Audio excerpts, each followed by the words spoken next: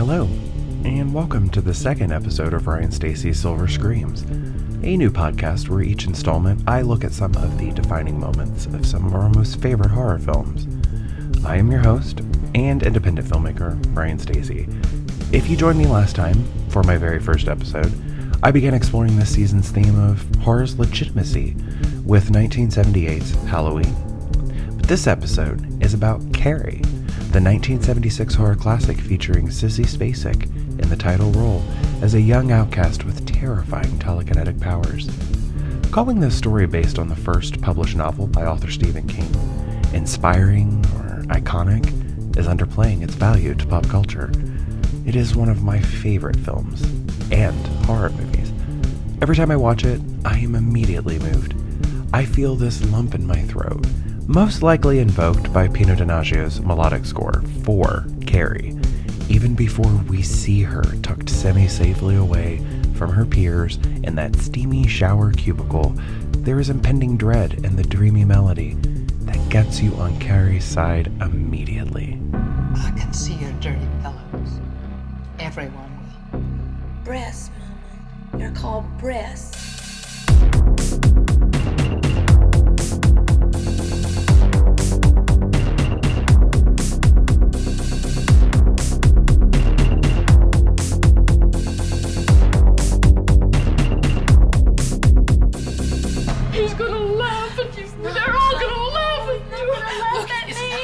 Stephen King has never shied from the fact that he nearly gave up on writing Carrie. Living in a Maine mobile home and working as a school janitor at the time, he was married and he had children. In photographs, the Kings really look like your then typical American family. He'd been getting his short stories published in gentlemen's magazines, which helped put a little extra food on the table. But he needed a hit, and he was working on this new one. A story about a dumpy teenager with telekinesis who gets her first menstrual cycle in the communal showers at school. Who the hell was going to read this, let alone publish it? Defeated, he tossed it into the bin. But his wife, Tabitha, fished it out, read what King had written, and really liked it.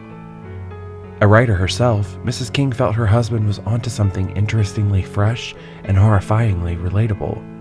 So he finished it, sent the manuscript off, and in 1974, Doubleday published Carrie.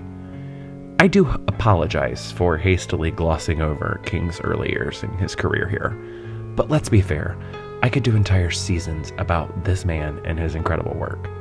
And perhaps I will, because the argument can be made that King really helped legitimize horror. The 1980s was the decade of Stephen King, where every novel and short story had an adaptation that was hitting the silver screen quarterly. Thank the heavens Tabitha King rescued Carrie from the garbage. This shocking novel is a stunning first effort by an author. Millions have read it again and again, myself included. It's gripping. My dear listeners, if you are not one of these millions, get yourself a copy and read this book right now. It's a quick ride, but its format of first-person POV accounts in Stephen King's then-fictional 1979, cut together with post-1979 accounts from magazines, books, Senate hearings, and records, are weighty. Carrie's terror cuts itself into your mind more sharply this way.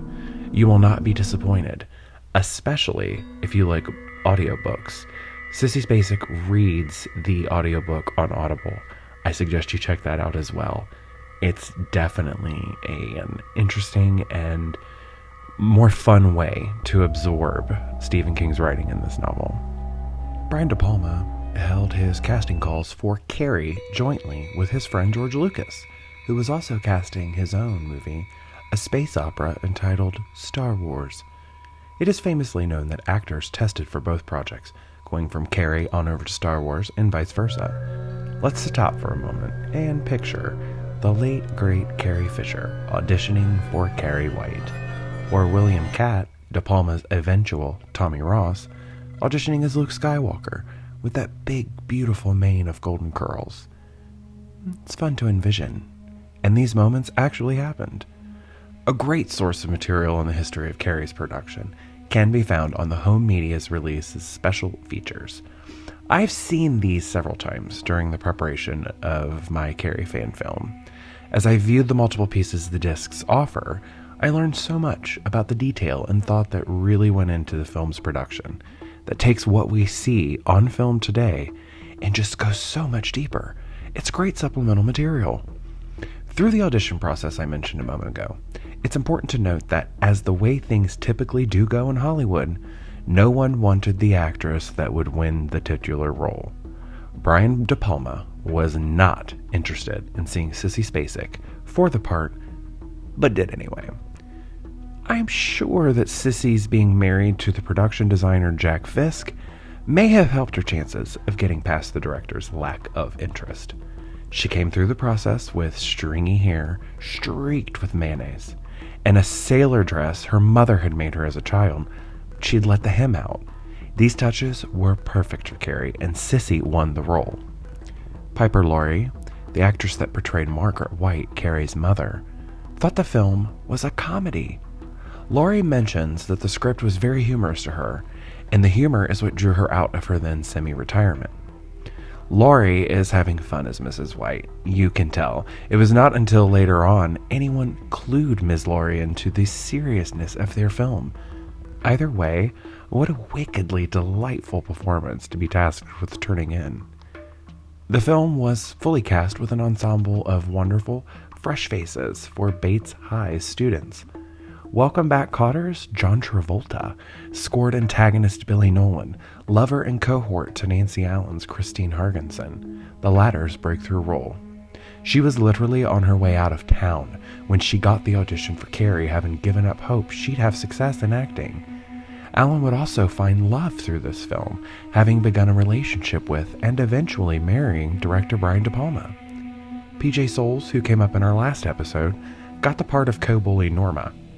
Even a young Edie McClurg, one of cinema's most gifted character actors, probably most famously known as the secretary in Ferris Bueller's Day Off, appeared as Helen Shires. Betty Buckley, the sympathetic gym teacher Miss Collins, also voiced the little boy that bullied Carrie on his bicycle at the beginning of the film. But this wouldn't be her only touches on the legacy of Carrie, as she'd go on to play Margaret White in the 1988 Broadway musical adaptation. Carrie was filmed in Southern California for around $1.8 million.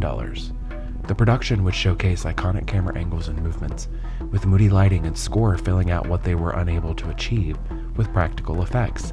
This was long before the heavy usage of CGI. Miniatures were created to destroy the Whites' home, including a scene featuring Carrie raining stones on it as a young girl, but this was ultimately cut.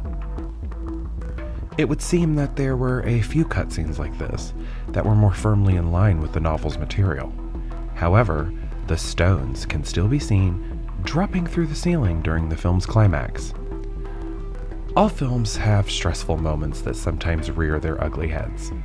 Brian De Palma fired his director of photography and replaced him after shooting had begun. PJ Soles' eardrum was ruptured during the Renegade fire hose sequence.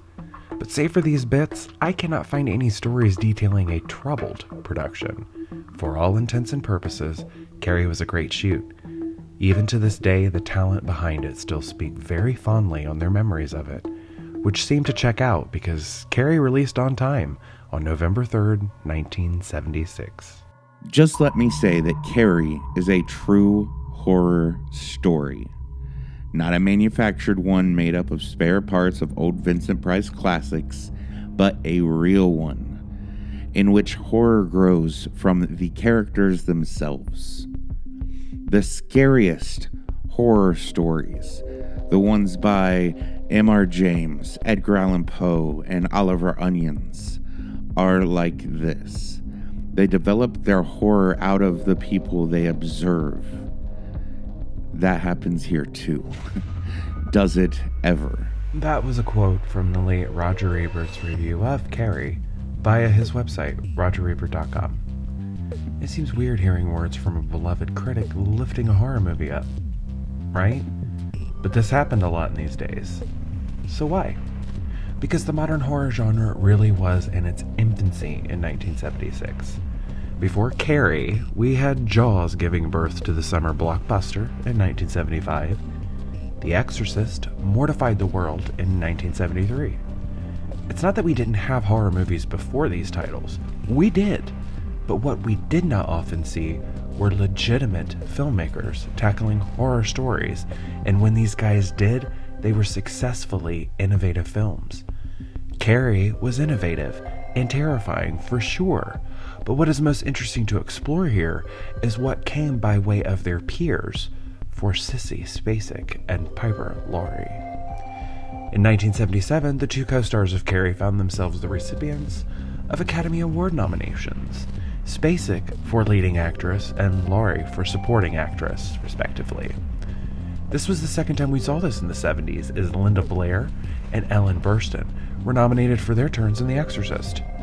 Laurie had not been on a silver screen since 1961's The Hustler, co-starring opposite Paul Newman, having been talked out of her 15-year retirement to appear as Margaret White. Sissy Spacek was best known for her BAFTA-nominated performance opposite Martin Sheen in Badlands, where she portrayed a spree killer running amok with her murderous lover. Raw, dramatic performances were not new for these women, and their chemistry in Carrie was worth the nominations. Just once so rooted in the horror genre were the Bastard Children of nomination season. These wouldn't be the last big nods for the genre, though, as Sigourney Weaver would get an Academy nomination for 1986's Aliens. Extra kudos should be given for this, as it's a sci-fi horror sequel, with the BAFTAs recognizing her work in the first film, but the Academy did not. Then, the early 90s saw Jodie Foster, who was also nominated in 1977, winning an Oscar for her horror turn as Clarice Starling in that year's Best Picture winner, The Silence of the Lambs.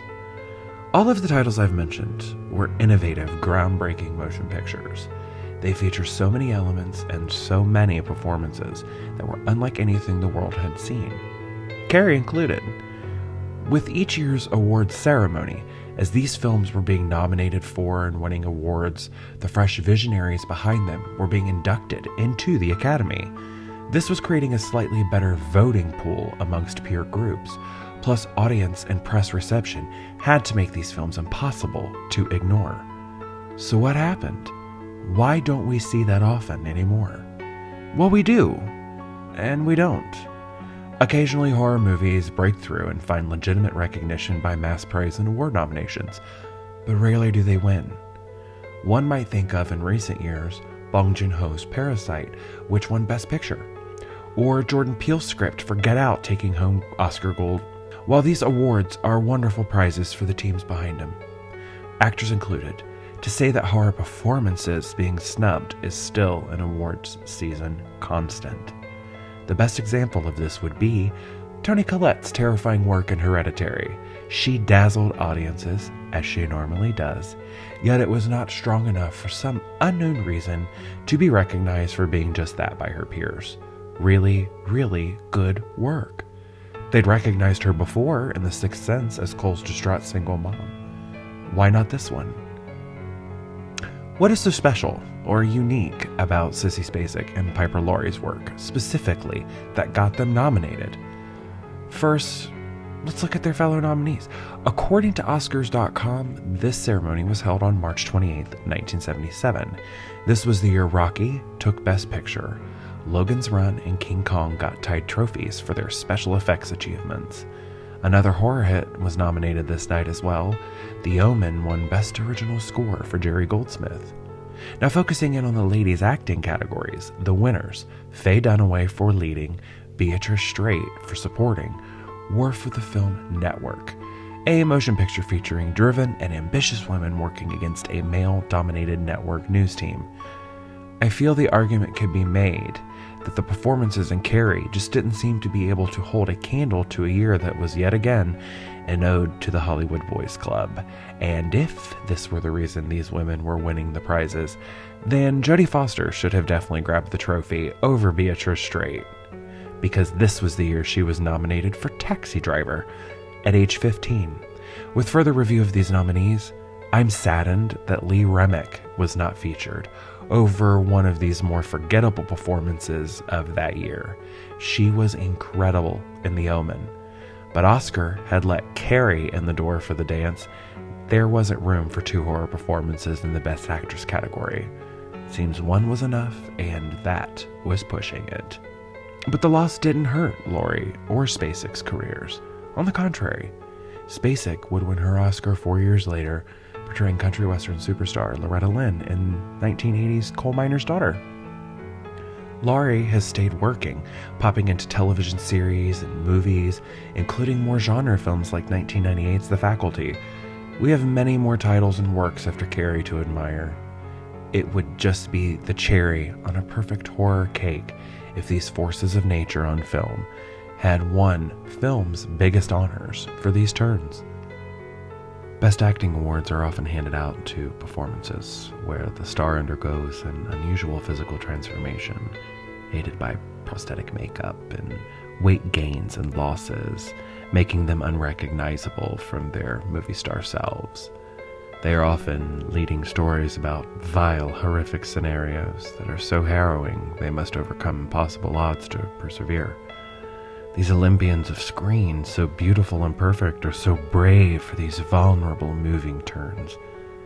They are not foreign concepts or story elements, all factoring into similar story structures that play out in drama, war films, and horror movies. Through these scant moments of recognition, it proves there is room at the table for horror. Everyone just needs to make room. In 2018, I directed a short-length fan film entitled She Burns in Hell: Accounts from Chamberlain, Maine. The story is centered around survivors of prom night and how it rocked them all to their very cores. I leaned heavily on Stephen King's source material, hoping to better adapt some of the elements that often get left out of Carrie adaptations. What we ended up doing was marrying Brian De Palma's iconic motion picture even more richly to the source material that inspired it. Carrie may not have won any Oscar gold, but the true prizes it won were bigger than that. The film is a true horror icon, celebrating 45 years of discussions, remakes, musical adaptations, merchandising, even a loosely based sequel, The Rage, Carrie 2, in 1999. Depending on which genre circles you run in, Carrie might be mentioned and praised more than the other films of its era that we briefly mentioned in this episode. I know it is in mine. Thanks for listening to Ryan Stacy's Silver Screams. I sincerely hope you enjoyed this episode about Oscar's complicated relationship with horror performances by way of Carrie. The show is written and performed by me, Ryan Stacy. I co-produce it along with my partner at Concept Media Films, Sean Burkett, who appears in this episode as Roger Ebert. Join me next time where, as I promised in episode 1, we will be discussing my favorite horror movie of all time, 1996's Scream. So until then...